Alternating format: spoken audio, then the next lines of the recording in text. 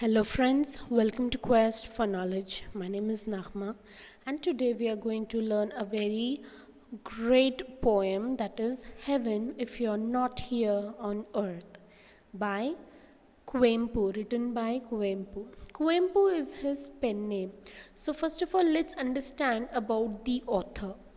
K.V. Puttappa, born 1904 to 1994, is a very famous poet, especially of Karnataka and Kannada poet. His pen name is Kuempu.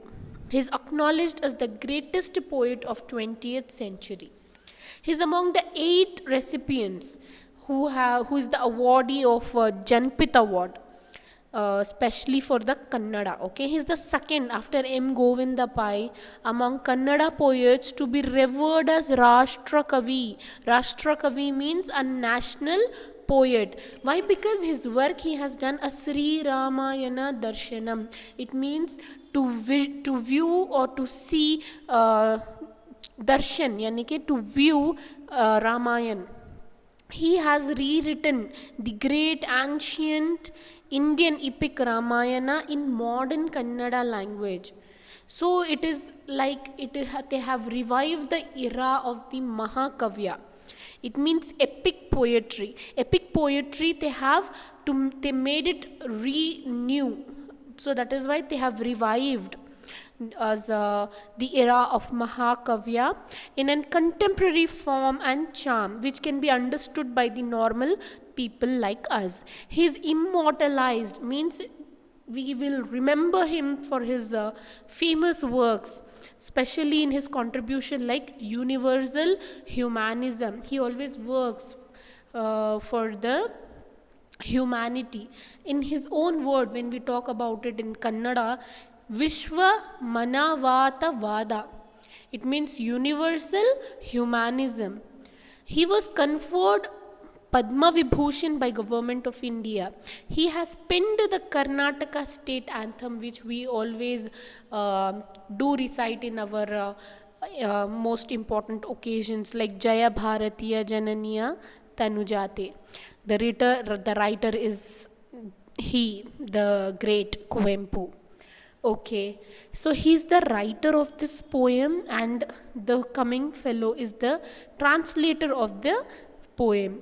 So Dr. C. Naganna is a well known poet, critic, and translator. He has brought one more than 20 books in both Kannada and English so far. His Kannada translations of Chinua Achebe's Things Fall Apart, an English rendering of Kuempu's discursive essay, and Unsettle Your Mind, and other essays have been well received. He is a professor of comparative literature and translation study.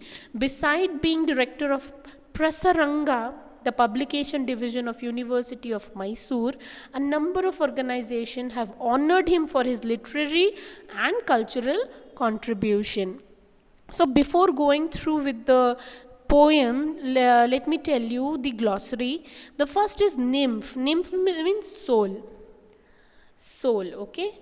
And like God, heavenly soul will call it. So that is nymph. Froth means foam. Verdant means green with grass or other rich vegetation. Greenery will call it as verdant. Nectar means nectar is the juice of a flower which the honeybees take it out. The nectar turns into the honey. So this is all the glossaries. Now let's move on to the poem. Heaven if you are not here on earth. Heaven if you are not here on earth, where else could you be? If the heaven doesn't be here in earth, then where else it will be? Because we believe that we have a physical destination of heaven separately in somewhere. If ourself cannot be God, then thereby can be no gods.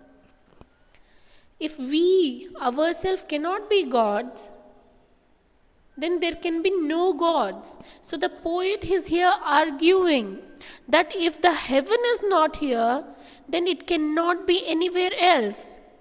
If there is no God in ourselves, within us, then there can be no God anywhere else.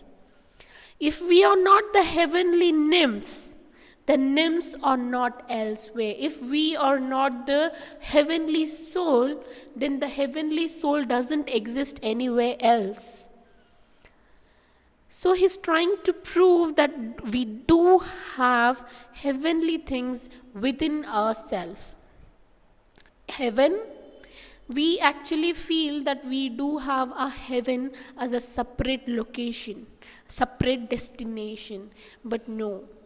Heaven, the poet is arguing here to show us the true vision, to have a clear perspective and to avoid those disbeliefs, etc.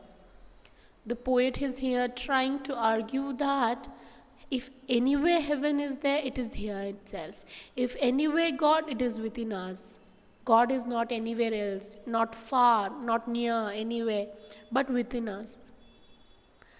If we are not the heavenly nymph, nobody else could be separately be existing in this world. There's no chance. So if heaven is anywhere else, it should be here. If God is not, God could not be anywhere else, but he should be within us.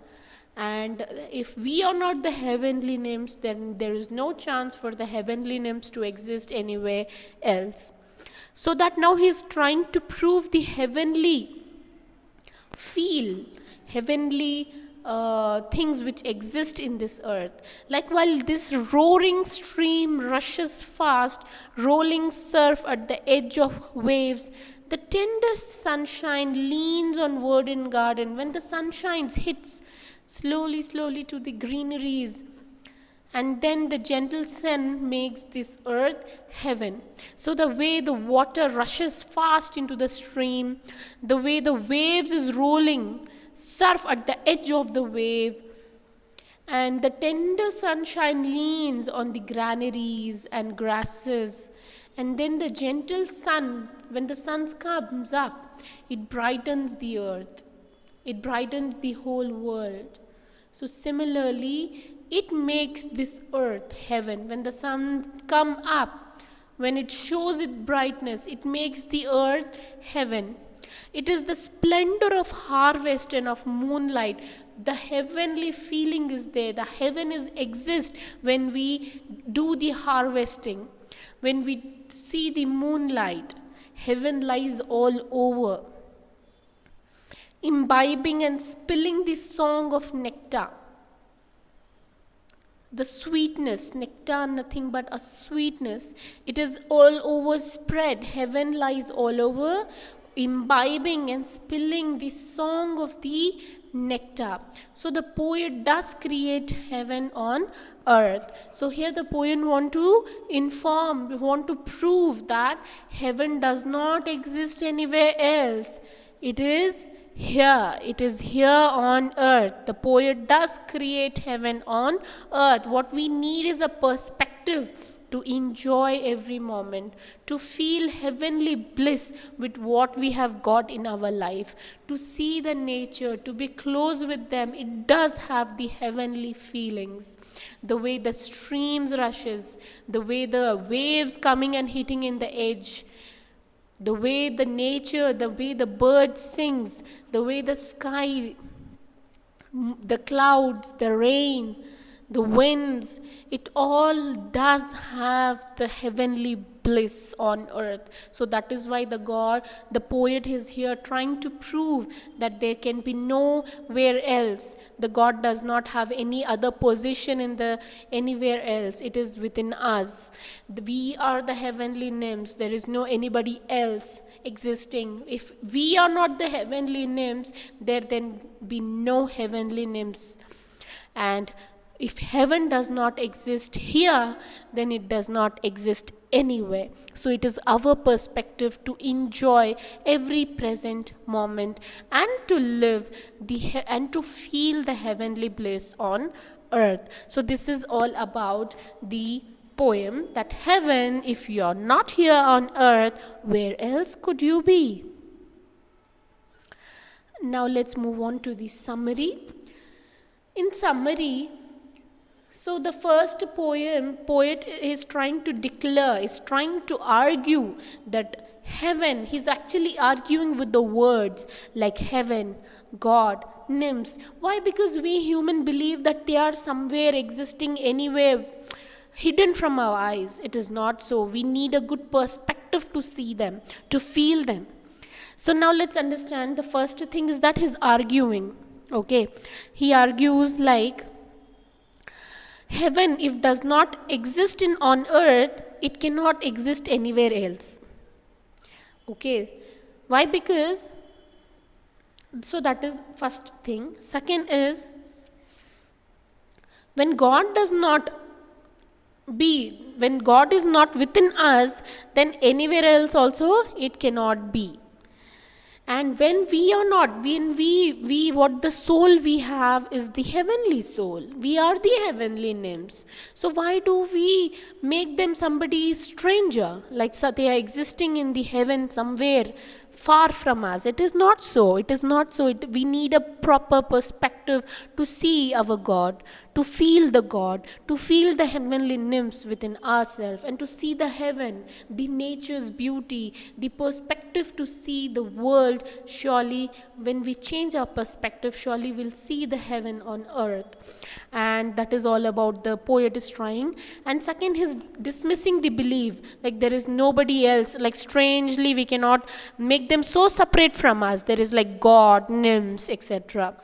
And apart from that, now the poet is trying to showcase by giving some of the hints, like see the nature, see the stream, the way they run fast, see the waves, the way they hit on the edge. By these examples, he's trying to prove that how the heaven exists on earth. And apart from that, the way he's showcasing with the light, he's trying to prove that when the sunlight hits to the greeneries and the grasses, it creates heaven on earth. When the brightness comes, it creates heaven. In the moonlight, it's a heavenly feel. When we do the harvest, it is a heavenly feel. From seed to grow into a beautiful fruit and vegetable, it is a heavenly bliss. And it is not possible, but it is not a humanly thing to do. We cannot create. So it is also a heavenly thing. It is a supreme thing. It is a supreme, it is a like a very blessed thing to have. When we see those harvests, the moonlight, the coolness, the chillness of those, the feeling, it does have the heavenly bliss, and we need to enjoy this heavenly bliss on earth. We cannot go to a separate location called heaven to enjoy this. So the thing is that we need to change our perspective. By that, the poet is trying to appreciate the nature's beauty and trying to tell us that we have to live and enjoy every moment at present, and along with that we need to feel that heavenly bliss on earth. Not somebody else after death you will be moving to heaven or you will be enjoying a life there. It's not such. We have to enjoy that same, what you want to enjoy thereafter, the same thing you can do it right now. So that is all about this summary. I hope you have understood this poem, and it has a really, really great meaning behind this. And this gives us a like a moral to enjoy, to feel, and to enjoy a heavenly bliss on earth, and to live and to love and to have a joyful moment in life. Thank you very much. Please do like, share, and subscribe to my channel, and share it with your friends, and also hit the bell icon so could you could get with you be updated with all the latest updates. Thank you very much.